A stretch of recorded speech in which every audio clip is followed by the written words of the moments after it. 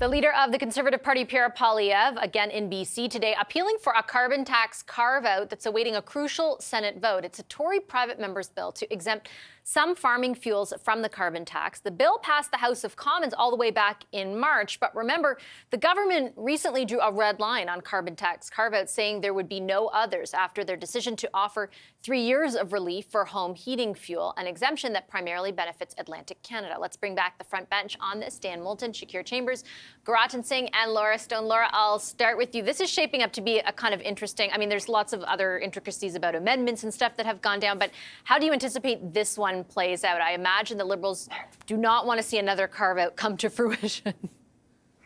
Yeah, we've talked about this on your shows, Vassy. Timing is everything in politics, and I think the timing could not be worse here for the Liberal government, having just gone through the whole brouhaha over carbon tax on home heating, the carve-out for Atlantic Canada. We have the premiers of some major provinces ganging up on the government now, and now we have this private member's bill that's made its way to the Senate. So it's already past the hurdle of the House of Commons, and so it's a difficult place for the Trudeau government to be in, because they could either be accused of trying to control senators, of whom I know Pierre Poilievre said there were Liberal senators. There's technically no Liberal senators right now, but they could try to get some friendly senators to amend or try to defeat the bill, and they could be accused of trying to infiltrate the Senate, or they simply kind of take a hands-off position, the government, and it says, we don't control the Senate and what they do.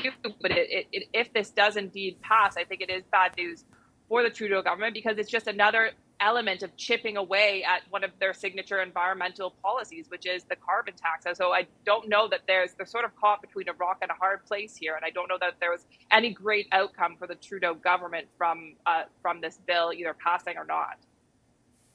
Guratan, how do you see this one unfolding for them? It's something that we commented about last week as well when I was on your program. It's really terrible that something that's crucial that addresses the climate crisis, something that we know is devastating the world. We saw in Canada, specifically last summer, the wildfires that impacted effectively Canadians coast to coast to coast, has been politicized in such a manner by the Liberal government. And the byproduct of it is that they've now opened up the opportunity for further and further erosion of a policy that's meant to help protect all Canadians. And to understand the economic impact of not fighting the climate crisis is incredibly devastating, the health impact and beyond that. So it seems like the Liberals have put themselves in this difficult position because they chose to make a carve-out for Atlantic Canada that was largely understood to be partisan focused. And now they are effectively, they're reaping what they have sown. And so I don't think it'll play out well for the Liberals. And it seems like to be a continual pattern with the Liberal government where they just make bad decisions that snowball and never go away for them. And this is, what's happening with respect to the carbon tax. Shakir, is there a way in which, though, the Liberals in this case can say, hey, look, this was months ago, made its way through the House of Commons, it's kind of out of our hands, and also it's helping a group of people who say they have been disproportionately impacted by the carbon tax? Farmers, it's not just our political base in Atlantic Canada, it's other people who need the help in the country. Is there a way in which they can make that pitch? I think they absolutely can if they're willing to lose their environmental minister, right? I think Stephen Guilbeault was pretty clear, not on his watch. So I think if they want to move forward on the carve-out, they need to find some compromise with Minister Guilbeault about how this moves forward. But I think this is just another example of what I was saying in the last segment. Even though they roll out policies they think are going to be very beneficial, they're going to get a round of applause and increase their vote share. They end up losing the narrative, losing the message. And this has been nothing but bad press on this carbon tax carve-out ever since it was announced. You have the premiers ganging up now. This has gone from, like I said last week, from an environmental policy focus to an affordability policy focus. And again, if you want to argue that the carbon tax makes your life more affordable, it's not a conversation you're going to win. So I think the Prime Minister and his team are in a very tough position. Like the other guests have said, no matter what direction they choose, it's not going to end well for them. Do you think there's a way in which, let's say, this goes ahead in the Senate, Dan, and that does, in essence, create a carve-out for farmers, that the Liberals have to say no to that because of the position that Minister Guilbeault has staked out? Well, I don't know enough about the particulars of the bill to say whether or not they could or not. I think the reality is that if they've made the calculation that if the bill passes and they are therefore required by an act of parliament to create this carve-out for the carbon tax, I'm not sure why they would allow that to transpire and force themselves in a situation where they're implementing another carve-out against their will. I think they would much rather be ahead of it, or I should say much rather they would be better served to be ahead of it, be out there in front of it and announcing it as their own idea. The reality, though, is that this bill passed a minority House of Commons because it was either politically disadvantageous for the Prime Minister or politically expedient for the opposition. Both, I think, are true. What will happen in the Senate is going to be different. It's going to pass the Senate if it's good public policy. There will be a debate there. There is a lot less politics at play among the senators around this issue. And so I think we'll see the debate play out in a very different way than it did in the House of Commons.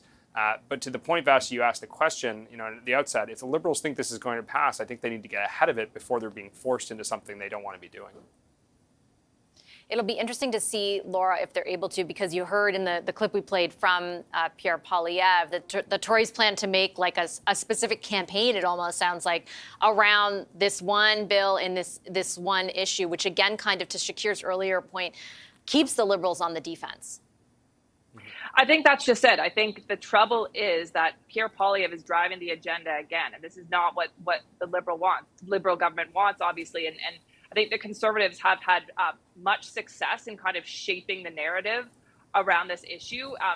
And that's not to say that all Canadians agree with them or that it's good public policy in the eyes of everyone. But the problem is the Liberals are on their back feet again. And we know that Pierre Poilievre is very good in the House of Commons at interrogating. He's very good at the social media and PR push. And so this is what they're going to do. They're going to drive the narrative on this issue yet again. And so it's, again, the Liberals don't control the narrative on this, and so they've lost it all over again just when they were trying to get it back from the previous carve-out. Guratin, in your earlier comments, you talked a lot about the overall problem that we're talking about on more societal level, right? Like the impact on climate change and the policy levers that the government has available to them. As far as their credibility on that side of things, or the conversation even, as we head into COP, I should say, in a couple of weeks in Dubai, how, if their environment minister has said no more carve-outs, essentially, or I'm gone, and this is up in front of them, how worried might they be about those constituency of voters for them, people who do place a primacy on climate policy? I think in general, what we're seeing across the board, be it affordability, be it climate, there is a lot of trust that has been lost with the Liberal government right now. And they've created their own chink in their own armor by agreeing to an initial carve out to the Atlantic provinces, especially given the fact that there were other opportunities available to them. The NDP had proposed removing GST, off of home heating, something that they've been doing since 2008 under Jack Layton. So they have lost a lot of trust, and I think in general, given the low polling numbers, given how people feel the overall sentiment.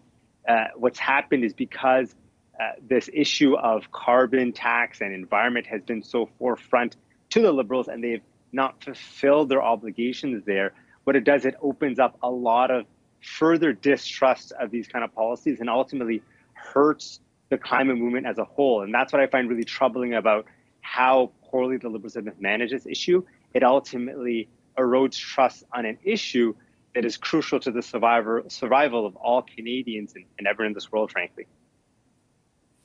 Well, I imagine that we'll be talking about this as this heads through the Senate later this month, and the carbon conversation never seems to come to an end. So I'll leave it there. I appreciate the discussion tonight, everyone. Thanks to our front bench, Dan Moulton, Shakir Chambers, Guratin Singh, and Laura Stone.